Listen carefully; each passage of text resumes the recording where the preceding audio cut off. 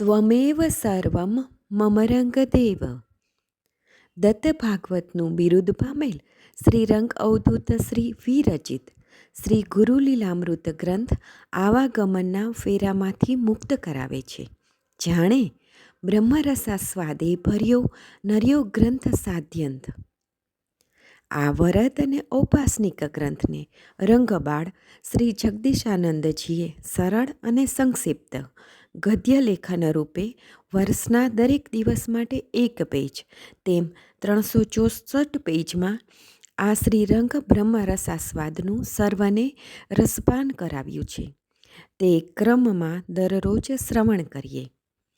દત્તબાવનીના ગાન પછી આ એક પેજનું પઠન કરવું શ્રેયસ્કર છે. સપ્તાહ 17 રવિવાર. અલગજી કહે છે કે નિરંજન, જોયું, ઋણાનુબંધ કોઈ એક પક્ષે ક્યારેય સધાતો નથી કે હોતો નથી. અહીં ઋણાનુબંધનો સંબંધ દેવગુરુ બૃહસ્પતિ અને દૈત્યગુરુ શુક્રાચાર્ય સાથેના વિદ્યા પ્રાપ્તિને નિમિત્તે કચ્છ સાથે હતો. ભલે દેવયાનીએ પોતાના મનથી કચ્છને પોતાનો ભાવિ પતિ માન્યો હતો, પણ કચ્છની દ્રષ્ટિમાં તે તેની પ્રિયા તરીકે ક્યારેય હૃદયમાં અંકિત થઈ ન હતી. તેથી ઋણાનુબંધ બંને તરફનું પ્રેમનું આદાન પ્રદાન હોય તો જ સંબંધ થાય, અને તે પણ સમયકાળ અધીન પૂરો થતાં ઋણાનુબંધ પૂર્ણ પણ થઈ જ જાય છે ને. ક્યાંક નિખાલસતા, નિસ્વાર્થતા, માત્ર આત્મીયતાના શુદ્ધ સાત્વિક સ્પંદનોને કારણે યુગ યુગાંતર સુધી અમર પ્રેમને વરે છે. એટલે કે બંધન છૂટે ના જન્મશે. કાયા ભલે રે બળે, માટી માટી ને મળે, પ્રીતરી નહીં રે બળે, હંસલા હાલ્યો રે હવે.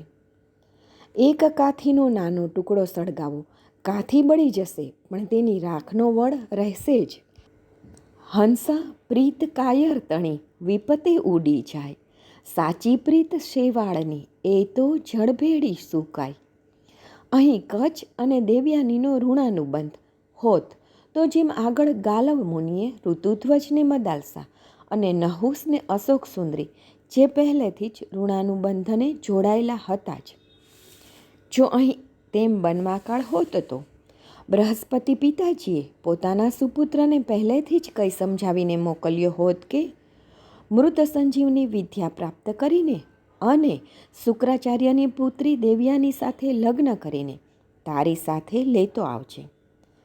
આવા સમર્થ ગુરુજનો ઋણાનુબંધને જોઈ પણ શકે છે, અને જો કુળનો નાશ થવાનો હોય તો તે ઋણાનુબંધનને તોડાવી પણ શકે છે. શું અશક્ય છે સમર્થને? કચ્છની જીદ જોઈને મિતભાસી દેવયાની થોડી મુદુ મિતભાસી થઈ કે જરા હજીએ કચ્છને મનાવું તો કદાચ તે શાંત થઈ સમજી જશે. દેવયાની અતિ શાંત થઈને કચ્છને પૂર્વ ઇતિહાસની બનેલી સત્ય ઘટનાઓ સમજાવે છે કે પૂર્વે ભારદ્વાજ ઋષિની સુપુત્રી, જેનું નામ કિષ્ણા હતું, પિતરાજ્ઞાથી જ શિષ્ય કહુડ, જે ધિષણા સાથે ગુરુવાજ્ઞાથી જ પરણ્યો હતો. ધિષણા ગુરુની જ પુત્રી હતી ને, તો તેને ક્યાં દોષ લાગ્યો હતો? અહીં પણ મારા પિતાની આજ્ઞા છે જ, અને મેં તો તમને જ્યારે પહેલી વાર જોયા ત્યારથી જ મારા ભાવિકંથ તરીકે સ્વીકાર્યા છે. પિતાજીના આશીર્વાદ સાથે જ છે, તેથી જ તો તે આપને જીવતદાન દેતા હતા. હજુ એ આપ સમજો, સાચે જ હું તમને મનોભાવથી ક્યારનીય વરી ચૂકી છું. આપ કહો તો મારા તાતની આજ્ઞા તરત જ લઈ આવું, પણ મને ધિક્કારશો નહીં. અને જો તમે ન સમજતા હો તો સમજી જાઓ. શાસ્ત્રની એવી પણ આજ્ઞા છે કે જે કન્યા તેના હૃદયના ભાવ થકી જેને વરી હોય તો તે નરે તેનો સ્વીકાર કરવો જ જોઈએ, નહીં તો મહા અનર્થ જ થાય છે. સમજો, આ દાસીને હવે વધુ નિરાશ ન કરશો. મેં તમને 3 વાર જીવતદાન આપ્યું છે, તે ઉપકાર શા માટે ભૂલી જાઓ છો? માયામય સંસાર આ વૃક્ષ પ્રચંડ સુરમ્ય, મૂળ અનંત વાસના, બીજ શુભાશુભ કમ્ય. શ્રી ગુરુ લીલામૃત અધ્યાય 19 દોહરો 94.